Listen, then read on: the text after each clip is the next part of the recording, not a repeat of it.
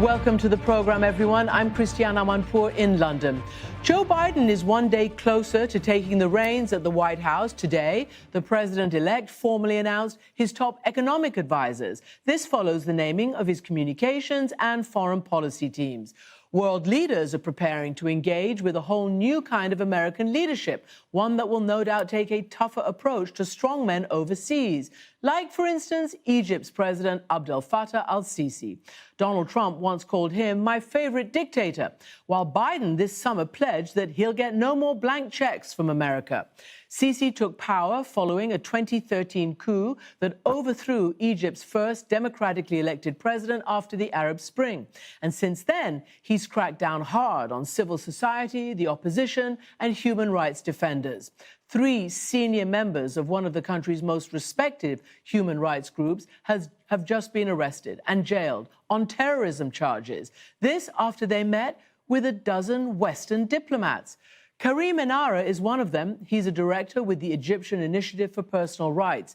Enara's wife, UK-based filmmaker Jess Kelly, says the worst has happened. We always feared this. Hossam Bagad is the founder of the organization, and he was actually also detained for several days back in 2015. And they are both joining me now. Jess Kelly, welcome to the program. And let me just ask you on a personal note, how are you holding up, and have you been able to in any way communicate with your jailed husband? Thanks for having me.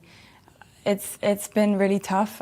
Each day is a new challenge. Some days are better than others. I haven't seen or heard from Karim since he was arrested 2 weeks ago. Do you have any idea about the conditions that he's being held in? I mean, we know, or at least we've been told in the press, that he's at Tora prison. We know it's a very notorious place. Amnesty International has called it, you know, a place with sort of inhumane and cruel conditions. Do you know anything about the conditions he's in? Does he have a lawyer, for instance? Well, today it was confirmed that Karim is being kept in solitary confinement. Which is a very chilling and shocking revelation for me. Karim is an incredibly social person. Yesterday was his birthday, and the idea that he's been not spoken to a single person for 2 weeks is terrifying for all of us. Karim, you know, his job as the director of the Criminal Justice Unit, he is the person who's normally visiting people in prison. He knows all about the conditions inside prisons, and my only comfort is that he, you know, at least he has some experience of what he's going through. And he does have lawyers. He has EIPR's lawyers, but such is the justice system in Egypt that you know, they're not actually able to represent him.